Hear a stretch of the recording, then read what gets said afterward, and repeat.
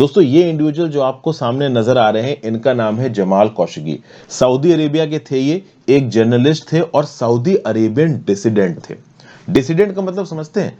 Saudi Arabia में एक dictator सरकार है और सरकार के अगेंस्ट अगर कोई कुछ भी बोलेगा तो उसको डिसिडेंट बोला जाएगा। और एक डिक्टेटरशिप की सरकार में अगर सरकार के अगेंस्ट आप बोलोगे तो आप बच नहीं पाओगे। तो लंबे समय से जमाल खशोगी सऊदी अरेबिया के बाहर ही रह रहे थे। वॉशिंगटन पोस्ट के लिए काम करते थे तो कभी यूएस, कभी इस्तांबुल, सऊदी अरेबिया से बाहर रहते थे। और कहीं ना कहीं सऊदी अरेबिया की सरकार इनसे थी चिढ़ती। अब इनके साथ हो गया एक कांड। ये कांड हुआ 2 अक्टूबर 2018 को, और इसके बारे में मैंने आपके साथ एक पहले वीडियो भी कवर की है। ये वीडियो ये रही, how Jamal Khashoggi was assassinated in Saudi Istanbul consulate. मैं एक ब्रीफ आपको बता देता हूं कि क्या हुआ था उस समय पे। जमाल खशोगी को एक बहाने से बुलाया गया सऊदी कंसुलेट में।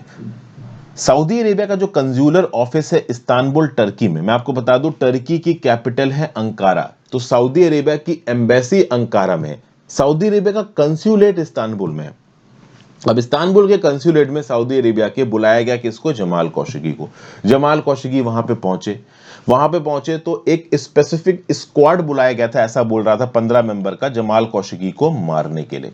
और वहां पे जमाल खशोगी को कंसुलेट के अंदर घुसते ही उनका गला घोंट दिया गया। उसके बाद इनके शरीर के टुकड़े टुकड़े करके इनकी बॉडी को डिस्पोज ऑफ कर दिया गया, ऐसा यहां पे बताया गया है।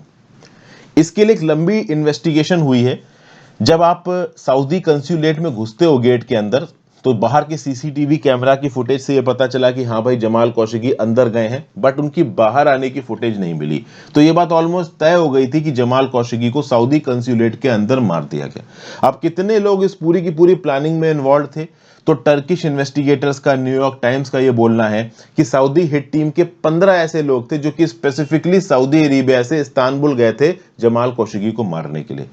माइंड इट, देखिए सऊदी अरेबिया की जो कंसुलेट थे उसके अंदर जितने भी टोटल रिप्रेजेंटेटिव स्टाफ था सऊदी अरेबिया का, ऐसा नहीं है कि सब लोग इस मर्डर में इन्वॉल्व थे। स्पेसिफिकली अगर ये मर्डर हुआ है तो इसको प्रॉपर तरीके से प्लान किया गया होगा। जमाल खशोगी की अगर आप बात करो तो ये जो पेगासस स्नूपिंग वाला जो कांड है ना, वो भी कहीं ना कहीं इनके साथ जुड़ा हुआ है। ऐसा कहा जाता है कि सऊदी अरेबिया की सरकार ने जो एनएसओ का पेगासस सॉफ्टवेयर है, इसका इस्तेमाल जमाल खशोगी के अगेंस्ट किया था। तो चूंकि ये कांड हुआ था इस्तांबुल में, टर्की की धरती पे, तो ऑब्वियस सी बात है कहां पे इस केस को ट्राई किया जाएगा? टर्की के अंदर इस केस को ट्राई किया जाएगा। तो इस्तांबुल कोर्ट में ये केस चालू है। इस्तांबुल के अंदर के जो इन्वेस्टिगेटर्स हैं वो इस केस को लंबे समय से पेर्यूज कर रहे हैं, इसके बारे में ओवरऑल प्रूफ वगैरह जुटा रहे हैं। अब फाइनली यहां पे एक न्यूज ऐसी निकल के आ रही है, टर्की के जस्टिस मिनिस्टर का यह बोलना है कि जो जमाल खशोगी का केस है ना, ये हम सऊदी अरेबिया को ट्रांसफर कर देंगे। अब जैसे ही टर्की ने यहां पे ये बात बोली है, इंटरनेशनल क्रिटिसिज्म यहां पे टर्की को मिल रहा है और टर्की एक प्रकार का डबल स्टैंडर्ड दिखा रहा है। डबल स्टैंडर्ड किस प्रकार से दिखा रहा है? टर्की का यह बोलना है कि जो जमाल खशोगी वाला केस है हम ये ट्रांसफर कर देंगे सऊदी अरेबिया को। क्यों? क्योंकि भाई सऊदी अरेबिया की कंसुलेट में हुआ है, और मैं आपको बता दूं कंसुलेट और एम्बेसीज इसको टर्की की जमीन नहीं माना जाएगा। मान लीजिए सऊदी अरेबिया का या फिर मान लीजिए इंडिया का जो एम्बेसी है अंकारा में, तो जहां पे इंडिया का एम्बेसी है ना, जहां पे जितना भी प्रेमाइसेस इंडिया की एम्बेसी का है, इसको इंडिया की धरती माना जाएगा, ना टर्की की धरती। सिमिलरली टर्की की जो एम्बेसी इंडिया के अंदर है, जितनी इलाके में वो एम्बेसी है ना, उसको टर्की का इलाका माना जाएगा, इंडिया का इलाका नहीं माना जाएगा, क्योंकि ये फॉरेन जुरिडिक्शन होते हैं। तो टर्की के जस्टिस मिनिस्टर बोल रहे हैं कि ठीक है भाई, हम एक काम करते हैं, सऊदी अरेबिया को ये केस ट्रांसफर कर देते हैं, सऊदी अरेबिया अपने यहाँ पे इस केस की सुनवाई करेंगे।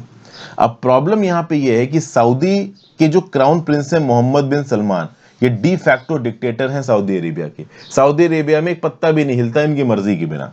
और ऐसा बताया जाता है कि जमाल खशोगी की इस मर्डर को ऑथराइज मोहम्मद बिन सलमान ने ही किया था। तो अगर आप खशोगी के ट्रायल को ट्रांसफर करते हो सऊदी अरेबिया के अंदर, तो खशोगी को कभी भी इंसाफ मिलने वाला नहीं है।